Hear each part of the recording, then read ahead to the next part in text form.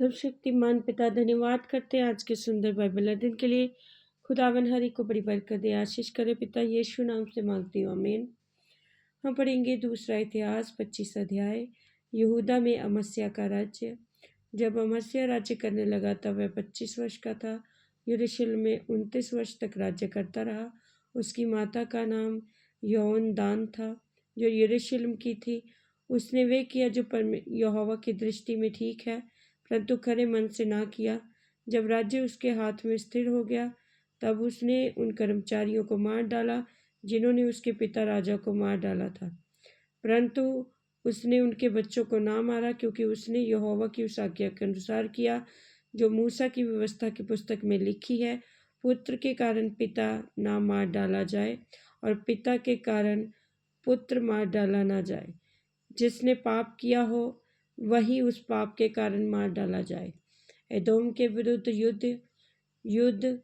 तब अमस्या ने यहूदा को वरन सारे यहूदियों और बिन्यामीनियों को इकट्ठा करके उनको पितरों के घराने के अनुसार शस्त्रपतियों और शतपतियों के अधिकार में ठहराया, और उनमें से जितनों की आयु 20 वर्ष की थी अथवा उससे अधिक थी, उनकी गिनती करके 3 लाख भाला चलाने वाले, ढाल उठाने वाले बड़े बड़े योद्धा पाए। फिर उसने 1 लाख इस्राएली शूरवीरों को भी 100 कीकार चांदी देकर बुलवाया।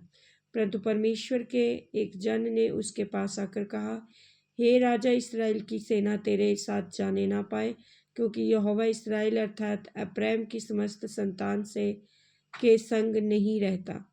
यदि तू जाकर पुरुषार्थ करे और युद्ध के लिए हियाव बांधे, तो भी परमेश्वर तुझे शत्रुओं के सामने गिराएगा, क्योंकि सहायता करने और गिरा देने दोनों में परमेश्वर सामर्थी है।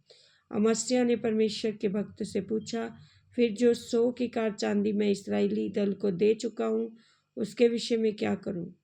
परमेश्वर के भक्त ने उत्तर दिया, यहोवा तुझे इससे भी बहुत अधिक दे सकता है। तब अमस्या ने उन्हें अर्थात उस दल को जो अब्राहम की ओर से उसके पास आया था, अलग कर दिया कि वे अपने स्थान को लौट जाएं। तब उनका क्रोध यहूदियों पर बहुत भड़क उठा और वे अत्यंत क्रोधित होकर अपने स्थान को लौट गए। परंतु अमस्या हियाव बांधकर अपने लोगों को ले चला और नमक की तराई में जाकर 10,000 सईरियों को मार डाला। यहूदी 10,000 को बंदी बनाकर चट्टान की चोटी पर ले गए और चट्टान की चोटी पर से गिरा दिया, और वे सब चूर चूर हो गए। परंतु उस दल के पुरुष जिसे अमस्या ने लौटा दिया, वे उसके साथ युद्ध करने को ना जाएं। शमरोन से बेथरोन तक यहूदा के सब नगरों पर टूट पड़े और उनके 3,000 निवासी मार डाले और बहुत लूट ले ली। और जब अमस्या दोनियों को संहार करके लौट आया, तब उन्होंने सईरियों के देवता को ले आकर अपने देवता करके खड़े किया और उन्हीं के सामने दंडवत करने और उन्हीं के लिए धूप जलाने लगा। तब यहोवा का क्रोध अमस्या पर भड़क उठा और उसने उसके पास एक नबी भेजा, जिसने उससे कहा, जो देवता अपने लोगों को तेरे हाथ से बचा न सके, उनकी खोज में तू क्यों लगा है? वे उससे कह ही रहा था कि उसने उससे पूछा, क्या हमने तुझे राजमंत्री ठहरा दिया है? चुप रह, क्या तू मरना चाहता है?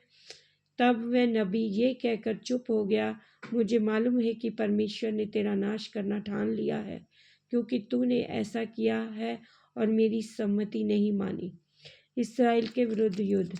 तब यहूदा के राजा अमस्या ने सम्मति लेकर इस्राएल के राजा योआश के पास, जो येहू का पोता और यहोआहाज का पुत्र था, यूँ कहला भेजा, आ हम एक दूसरे का सामना करें। इस्राएल के राजा योआश ने यहूदा के राजा अमस्या के पास यूँ कहला भेजा, लबानोन पर की एक जड़बेरी ने लबानोन के एक देवदारू के पास कहला भेजा, अपनी बेटी मेरे बेटे को ब्याह दे। इतने में लबानोन का कोई वन पशु पास से चला गया और उस जड़बेरी को रौंद डाला। तू कहता है कि मैंने अदोनियों को जीत लिया है, इस कारण तू फूल उठा और डींग मारता है। अपने घर में रह जा, तू अपनी हानि के लिए यहाँ क्यों हाथ डालता है? इससे तू क्या, वरन यहूदा भी नीचा खाएगा। परंतु अमस्या ने अमस्याह ने ना माना।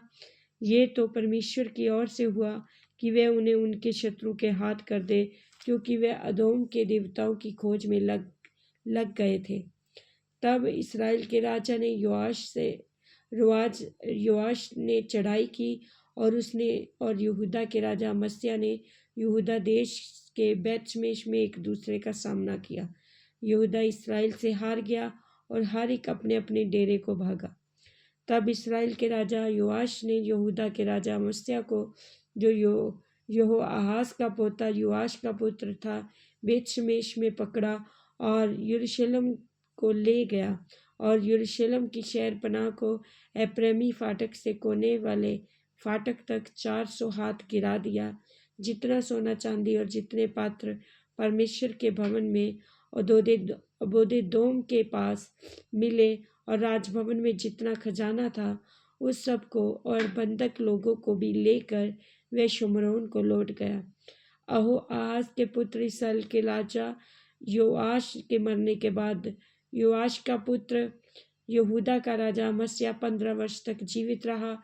आदि से अंत तक अमस्याह के और काम क्या यहूदा के और इसराइल के राजों के इतिहास की पुस्तक में नहीं लिखे हैं?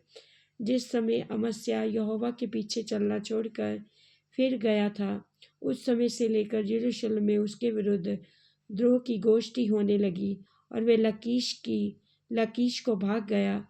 अतः दूतों ने लकीश तक उसका पीछा करके उसको वहीं मार डाला। तब वह घोड़ों पर रखकर पहुंचाया गया, और उसे उसके पुरखाओं के बीच यहूदा के नगर में मिट्टी दी गई। इस वचन के द्वारा पर ब्लेस करेंगे। आमीन। सब कुछ है मसीह की।